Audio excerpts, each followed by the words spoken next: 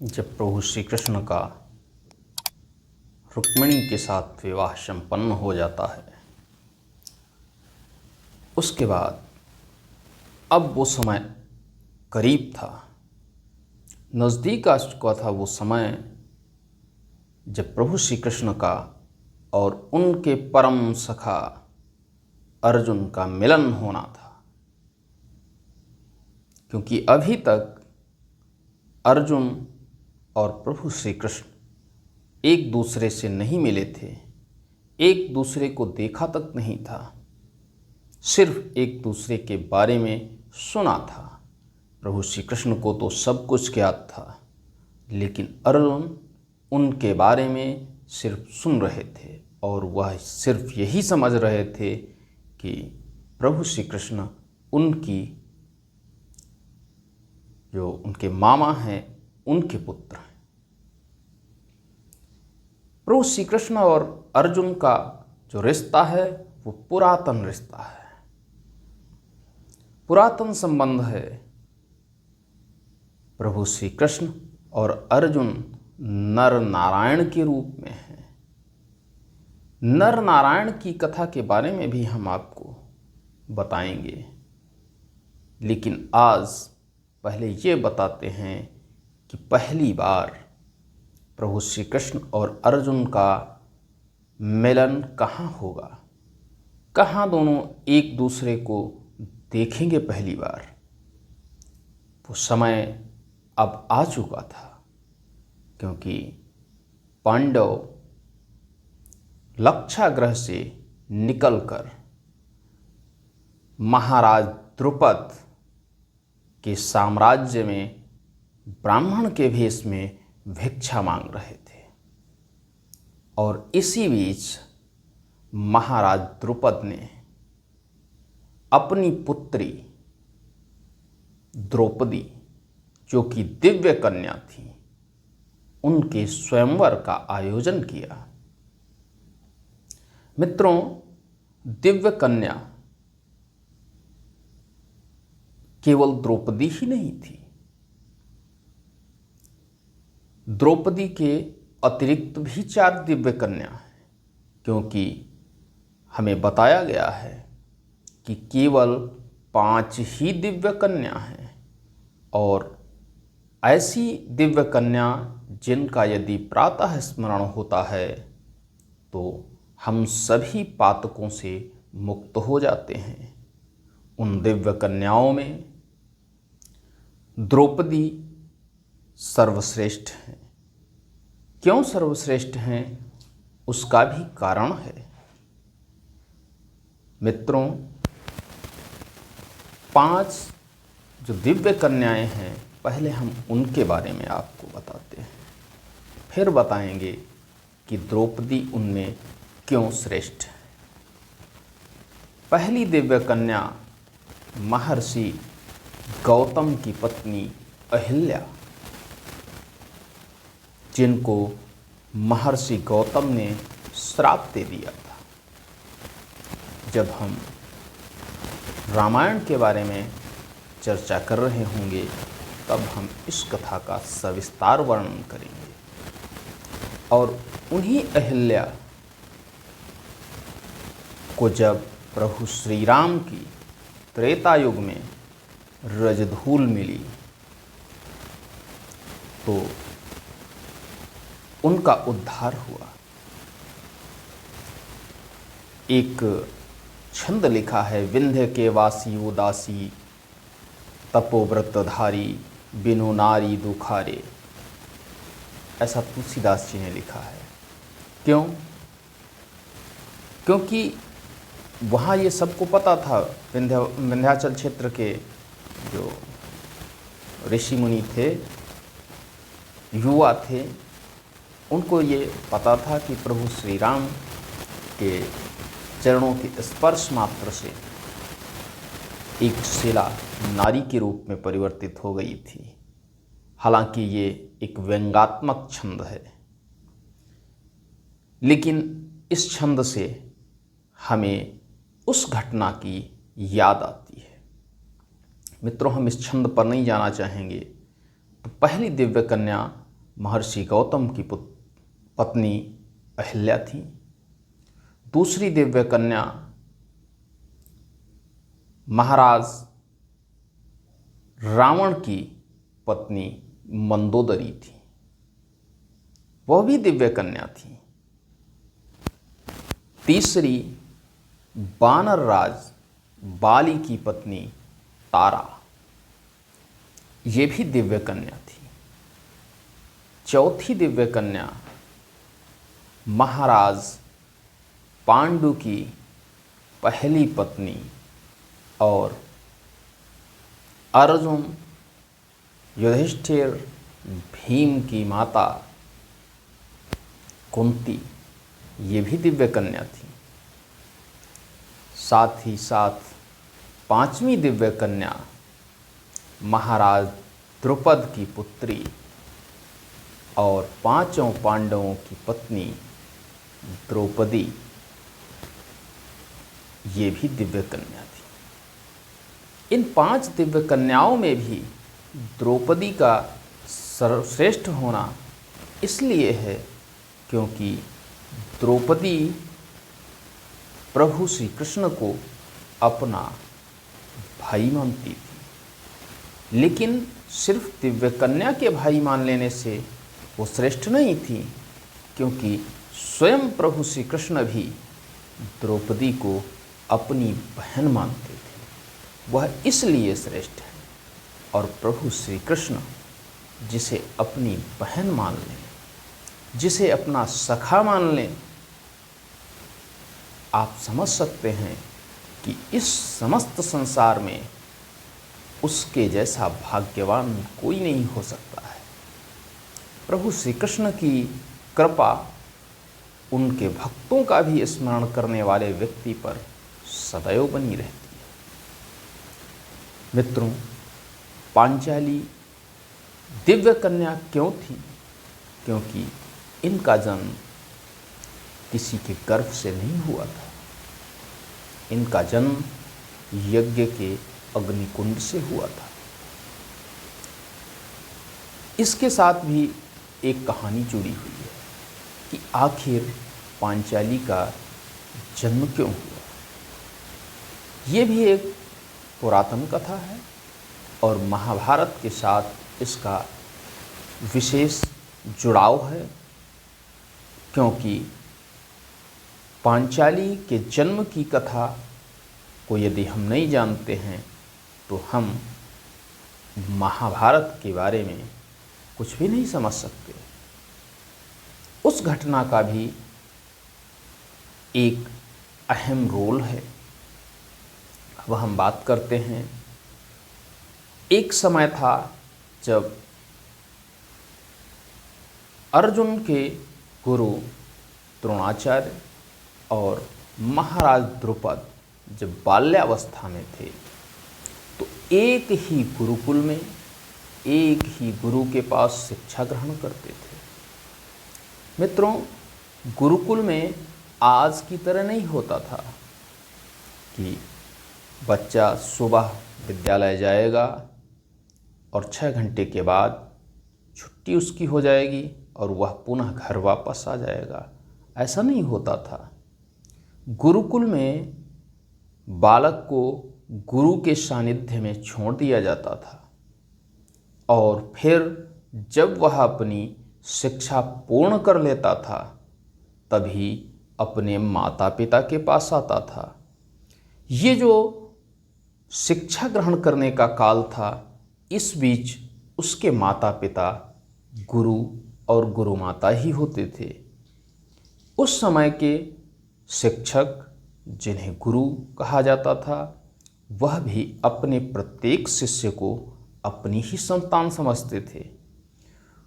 कोई भी गुरु अपने शिष्य को सर्वश्रेष्ठ बनाने के लिए अपना सब कुछ दे देता था। आचार्य द्रोण और द्रुपद, ये दोनों ही बालक आपस में अत्यंत करीब आ चुके थे। बहुत ही गहरी मित्रता थी दोनों में। ना द्रोण को ये पता था कि वह एक ब्राह्मण कुमार हैं और उन्हें अपना संपूर्ण जीवन भिक्षा और भिक्षाटन के साथ पूरा करना है। और ना ही द्रुपद को ये पता था कि वह पांचाल नरेश के पुत्र हैं और आगे उन्हें राजा बनना है। दोनों एक दूसरे के प्रति अनन्य श्रद्धा रखते थे। भोजन जब करते थे तो एक दूसरे को भोजन कराते थे, स्नान करते थे तो भी साथ साथ करते थे। इतना लगाव था कि एक क्षण भी एक दूसरे से अलग नहीं होते थे। विद्या अध्ययन में भी दोनों अत्यंत ही निपुण थे।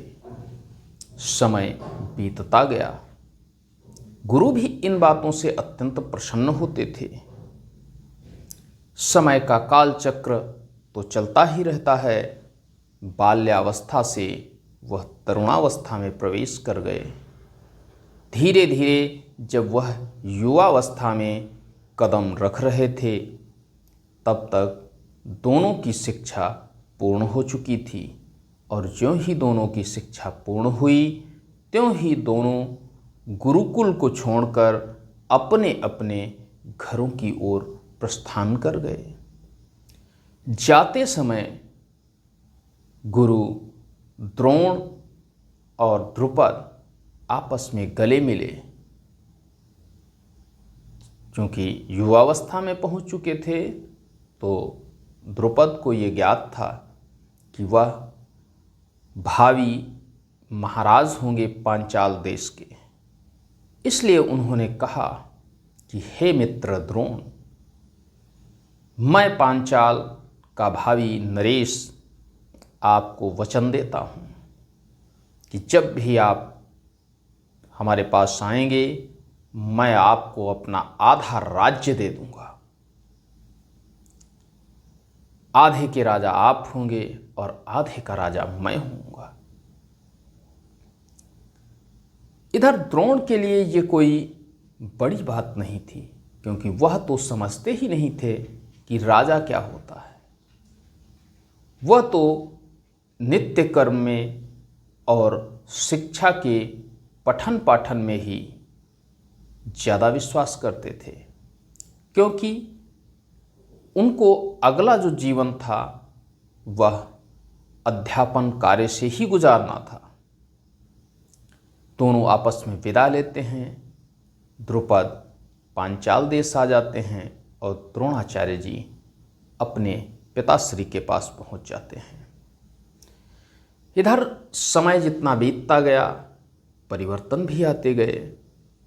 पांचाल देश के राजा हो गए द्रुपद। और जब राजा होता है व्यक्ति, देखिए जब व्यक्ति के पास कुछ भी नहीं होता है तो उसे अभिमान नहीं होता है, उसे किसी भी तरह का घमंड नहीं होता है।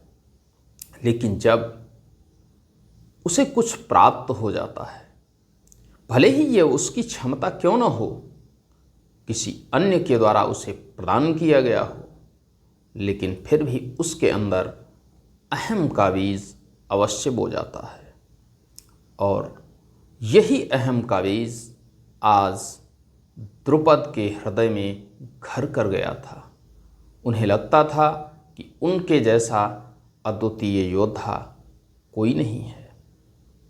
जब पांचाल अपने राज्य का विधिवत संचालन कर रहे थे और द्रोण जो कि अत्यंत ही गरीबी से गुजर रहे थे, द्रोण का विवाह पांडवों के कुलगुरु कृपाचार्य की बहन कृपी के साथ होता है। कृपी और द्रोणाचार्य दोनों ही पूर्ण ब्राह्मण धर्म का पालन कर रहे थे। इसी बीच उन्हें एक पुत्र प्राप्त होता है जिसका नाम वह अश्वत्थामा रखते हैं। वह भी एक चिरंजीवी है। कितने चिरंजीवी हैं इस संसार में, उनके बारे में भी हम आगे बताएंगे। उसके मस्तक पर एक मणि है। बालक दूध पीने के लिए जिद करता है और आज द्रोणाचार्य की ये स्थिति नहीं है कि वह उसे दूध पिला सके। गरीबी जब व्यक्ति को परेशान करती है या आपत्ति जब व्यक्ति पर आती है तो उसे अत्यंत ही धैर्य के साथ काम लेना चाहिए। ऐसी स्थिति में द्रोणाचार्य ने सोचा कि क्यों ना हमारा जो अभिन्न मित्र है द्रुपद, हम उसके पास जाएं और उससे कुछ मांगें। उसने तो कहा था कि मैं आधा राज्य तुम्हें दे दूंगा, तो यदि मैं उसके पास जाता हूँ तो वह कुछ न कुछ तो मुझे अवश्य देगा, जिससे मेरे बालक अस्वस्थामा के दूध का तो प्रबंध हो ही जाएगा। ऐसा मन में विचार करते हैं और पांचाल देश की तरफ प्रस्थान कर देते हैं। जब पांचाल देश पहुंचते हैं तो वहाँ राजमहल के द्वारपाल उनको रोक लेते हैं और उनसे पूछते हैं कि कहाँ जाना है, किससे मिलना है। तो वह कहते हैं कि आपके महाराज द्रुपद मेरे मित्र हैं, मैं उनसे मिलना चाहता हूँ। ज्यों ही एक ब्राह्मण के द्वारा ये कहा जाता है कि महाराज द्रुपद हमारे मित्र हैं, वो द्वारपाल अट्टहास करने लगते हैं। कहते हैं लगता है ये ब्राह्मण पागल हो गया है, महाराज द्रुपद का ये मित्र कैसे हो सकता है। लेकिन फिर भी बार बार आग्रह करने पर द्वारपाल महाराज द्रुपद के सामने द्रोणाचार्य को उपस्थित करते हैं। जब द्रोणाचार्य पहुंचते हैं महाराज द्रुपद के सामने तो महाराज द्रुपद उन्हें देखते रहते हैं। महाराज द्रुपद को ज्ञात हो जाता है कि ये द्रोण हैं, जिनके साथ मैंने अपना बचपन गुजारा है, लेकिन ये अहम की भावना ही उन्हें अपने मित्र को पहचानने से मना कर देती है। और वह कहते हैं कि ऐ ब्राह्मण, क्या चाहिए तुझे। द्वारपाल कहते हैं कि महाराज ये कह रहा है कि मैं आपके महाराज द्रुपद का मित्र हूँ और मुझे उनसे मिलकर ही सब कुछ बताना है।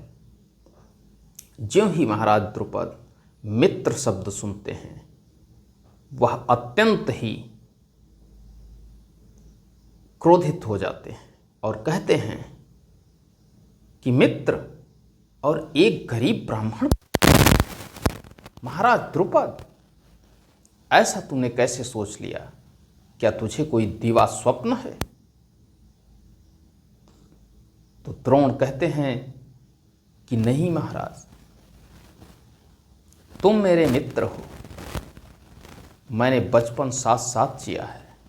जब मैं स्नान करता था तो तुम मुझे नहलाते थे, जब आप भोजन करते थे तो मैं आपको भोजन कराता था, मैं आपका अनन्य मित्र था।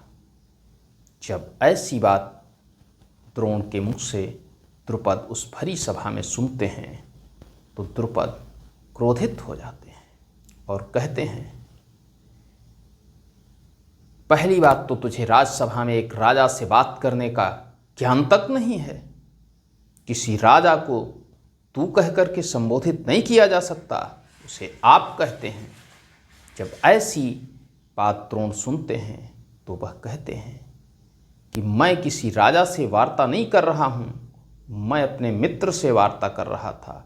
और मित्र के बीच कोई बंधन नहीं होता है, कोई डोरी नहीं होती है, इसलिए मैंने आपको तुम कह करके संबोधित किया। द्रोण के ये शब्द सुनते ही राजा द्रुपद कहते हैं, तेरे और मेरे मित्र होने का औचित्य ही क्या है? एक राजा और एक भिखारी में क्या कभी मित्रता हो सकती है? मित्रता बराबर वालों में होती है, और जब तू मेरी बराबरी के योग्य नहीं है तो तेरी और मेरी मित्रता कैसे संभव हो सकती है। लेकिन फिर भी तू ब्राह्मण के रूप में मेरे राज दरबार में उपस्थित हुआ है तो अवश्य कुछ न कुछ मांगने की चेष्टा रख कर आया होगा। मैं तेरी वह चेष्टा अवश्य पूर्ण करूँगा। और ज्यों ही द्रुपद ऐसा कहते हैं त्यों ही बड़ी बड़ी थालों में हीरा, मुक्तक, माणिक्य, सारे रत्न आ जाते हैं। तो वह कहते हैं तुझे जो कुछ इसमें से प्रिय हो उसे ले लो। जब उन रत्नों को देखते हैं द्रोणाचार्य तो वह देखते ही रह जाते हैं, और कुछ देर उन्हें देखने के बाद महाराज द्रुपद की तरफ मुख करके उनकी आंखों में आंखें डालकर उनसे कहते हैं कि महाराज द्रुपद, मैं इन रत्नों का भूखा नहीं हूं, मैं आपसे कुछ मांगने नहीं आया हूं, मैं अपने मित्र से मिलने आया था। और जब हमारी आपकी मित्रता ही संभव नहीं है तो इन रत्नों का मेरे लिए कोई मोल नहीं है। ये रत्न आपके भंडार की ही शोभा बढ़ाएंगे, बल्कि एक ब्राह्मण के स्वाभिमान की शोभा नहीं बढ़ा सकते हैं। ऐसा कहते हुए गुरु द्रोण वहां से निकल जाते हैं। द्रोणाचार्य के बारे में द्रुपद भी जानते थे कि द्रोणाचार्य अविजित योद्धा थे। उस समय द्रोणाचार्य को कोई परास्त नहीं कर सकता था यदि युद्ध होता। लेकिन द्रोणाचार्य एक ब्राह्मण थे, और जो अध्यापन कार्य करता है वह युद्ध नहीं किया करता। इसलिए वो वहां से चुपचाप निकल जाते हैं। बाहर आते हैं तो महाराज द्रुपद के वह शब्द उन्हें अत्यंत ही कचोटते रहते हैं। इसी बीच उन्हें एक अवसर मिलता है, और वह अवसर होता है पितामह भीष्म के द्वारा उन्हें हस्तिनापुर के राजकुमारों को शिक्षा देने का, और वह इसे सहर्ष स्वीकार कर लेते हैं। हस्तिनापुर के राजकुमारों को गुरु द्रोणाचार्य जी प्रशिक्षित करते हैं। एक योग्य और हारे हुए गुरु को प्राप्त करके हस्तिनापुर के सभी राजकुमार अत्यंत ही गुणवान और युद्ध कला में निपुण हो जाते हैं। इसी बीच गुरु द्रोणाचार्य अर्जुन की जो लगन थी, उनकी मेहनत थी, उनका समर्पण था, उनकी निष्ठा थी, उसको देखकर उनकी तरफ आकर्षित होते हैं और उन्हें सर्वश्रेष्ठ धनुर्धर बनाने के लिए दृढ़ संकल्पित हो जाते हैं। अर्जुन भी पूरी तन्मयता के साथ गुरु के द्वारा बताए गए एक एक शब्द, एक एक विद्या का पूर्ण निष्ठा के साथ अध्ययन करते हैं। अर्जुन वास्तव में अद्वितीय योद्धा हो जाते हैं। जब शिक्षा पूर्ण होती है तो गुरु द्रोण अर्जुन से कहते हैं कि अब तुम्हारी शिक्षा पूर्ण हो चुकी है। जब शिक्षा पूर्ण होने की बात आती है तो गुरु द्रोण से अर्जुन सहित अन्य पांडव और कौरव गुरुदक्षिणा के बारे में कहते हैं कि गुरुदेव गुरुदक्षिणा मांगिए। जब गुरुदक्षिणा की बात आती है तो गुरु द्रोण कहते हैं कि यदि तुम मुझे गुरुदक्षिणा देना ही चाहते हो तो मुझे गुरुदक्षिणा में पांचाल नरेश चाहिए, और वह भी जिंदा। जीवित अवस्था में ऐसी बात सुनकर उनका परम शिष्य अर्जुन उठकर खड़ा होता है और वह गुरु से कहता है कि हे गुरुदेव, या तो मैं पांचाल नरेश द्रुपद को आपके कदमों में जीवित खड़ा कर दूंगा बंदी बनाकर, और यदि मैं ऐसा करने में सफल नहीं होता हूँ तो आज के बाद मैं कभी गांडीव धारण नहीं करूँगा और गांडीव को तोड़कर आपके चरणों में रख दूँगा और आजीवन अस्त्र शस्त्र का संधान नहीं करूँगा। ऐसी प्रतिज्ञा करते हुए अर्जुन आगे बढ़ते जाते हैं, और जब वह आगे बढ़ते जा रहे होते हैं पांचाल नरेश के पांचाल देश पहुंचकर उनको युद्ध की चुनौती देते हैं।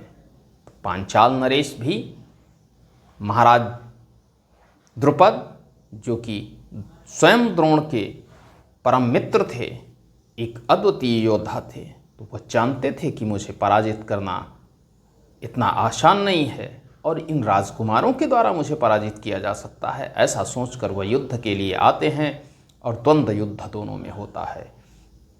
उस द्वंद्व युद्ध में अर्जुन, चूंकि द्रुपद द्रोण के मित्र थे इसलिए उनका सम्मान भी बना रहा और उनको सम्मान देते हुए उन्हें युद्ध में बंदी बना लिया। उनके सारे अस्त्र शस्त्रों का खंडन कर दिया। जब वह युद्ध बंदी हो जाते हैं तो उनको बंदी बनाकर गुरु द्रोण के सामने उपस्थित कर देते हैं अर्जुन। गुरु द्रोण के सामने उपस्थित होने पर गुरु द्रोण द्रुपद को देखकर कहते हैं कि द्रुपद मेरे मित्र, उस दिन जब मैं तेरी राजसभा में पहुंचा था तो मुझे मित्रता चाहिए थी और तुमने मुझे पहचानने से ही मना कर दिया था। तुमने कहा था कि मित्रता बराबर वालों में होती है। तब मैं आपकी बराबरी का नहीं था, लेकिन आज मैं आपका संपूर्ण साम्राज्य नहीं लूँगा, मैं उसका आधा लूँगा। आधे पांचाल देश के राजा आप होंगे और आधे पांचाल देश का स्वामी मैं होऊंगा। और जब आधे आधे साम्राज्य का स्वामी हो जाऊंगा तो मैं आपके बराबर हो गया। अब तो हम आपको मित्र कह सकते हैं। अब द्रुपद, जो कि नागपाश में बंधे हुए थे, वह हाँ में सर हिला रहे थे और द्रोणाचार्य लगातार अपनी बात कहते जा रहे थे। द्रोणाचार्य के इन शब्दों को सुनकर द्रुपद अत्यंत ही लज्जित हो रहे थे, और लज्जित ही नहीं, घृणात्मक भाव उनके हृदय के अंदर पनपने लगा था। वह अर्जुन से इतना ज़्यादा घृणा नहीं करते थे उससे युद्ध में पराजित होने के बाद भी, लेकिन द्रोणाचार्य के इन शब्दों से उन्हें अत्यंत ही घृणा हो रही थी। द्रोणाचार्य ने आधा राज्य द्रुपद को दे दिया और आधा राज्य स्वयं लेकर अपने पुत्र अश्वत्थामा को वहां का राजा बना घोषित कर दिया और द्रुपद को विदा कर दिया। मित्र कहते हुए उन्होंने कहा, ये जो कुछ भी करना पड़ा ये सिर्फ और सिर्फ तुम्हारी मित्रता प्राप्त करने का एक साधन मात्र था। द्रोण तो विजयी होने के बाद उस बात को भूल गए कि द्रुपद ने कभी उनका अपमान भी किया था, लेकिन द्रुपद इस अपमान को नहीं भूल पाए। वह अपनी राजधानी तो वापस चले गए, लेकिन वहां जाकर वह द्रोणाचार्य से बदला लेने के लिए सोचने लगे, प्रयत्न करने लगे, लेकिन ऐसे द्रोणाचार्य को पराजित नहीं किया जा सकता था। और आज उनके पास दुनिया का सर्वश्रेष्ठ योद्धा अर्जुन भी था। ये सोचकर उन्होंने, उनके साम्राज्य में दो ऋषि थे जिनका नाम था याज अव्याज, वह ऋषि याज अव्याज के पास पहुँचे और ऋषि से कहा कि हे ऋषिवर, मुझे एक ऐसा पुत्र चाहिए जो कि द्रोणाचार्य का वध कर सके, और एक ऐसी पुत्री चाहिए जो कि अर्जुन जैसे महारथी महान योद्धा की पत्नी हो सके। मित्रों, याज व्याज भी अत्यंत ही सिद्ध पुरुष, सिद्ध ऋषि थे। उन्होंने उन्हें आशीर्वाद दे दिया और यज्ञ कराया, पुत्र यज्ञ कराया, और उसमें से एक पुत्र और एक पुत्री का जन्म हुआ। पुत्र जिसका नाम धृतद्युम्न था, जिसने ही महाभारत के युद्ध में द्रोणाचार्य का वध किया था, और पुत्री जिसका नाम द्रौपदी था। अग्निसेनी भी उसे कहा जाता है क्योंकि अग्निकुंड से उसका जन्म हुआ था, जो 5 पांडवों की पत्नी बनी। द्रौपदी क्यों 5 पांडवों की पत्नी बनी, हम उसकी कथा के बारे में भी बताएंगे। वह भी एक अद्भुत कथा है कि आखिर कारण क्या था कि द्रौपदी को 5 पतियों की पत्नी बनना पड़ा। हम आगे बताएंगे, लेकिन आज के लिए बस इतना ही। मिलते हैं अगले दिन एक अगले अध्याय के साथ, एक अगले प्रसंग के साथ। आज के लिए दीजिए विदाई। मित्रों, यदि वीडियो पसंद आया हो तो इसे लाइक करें, शेयर करें और चैनल को सब्सक्राइब भी करें। धन्यवाद। जय हिंद, जय भारत, नमस्कार।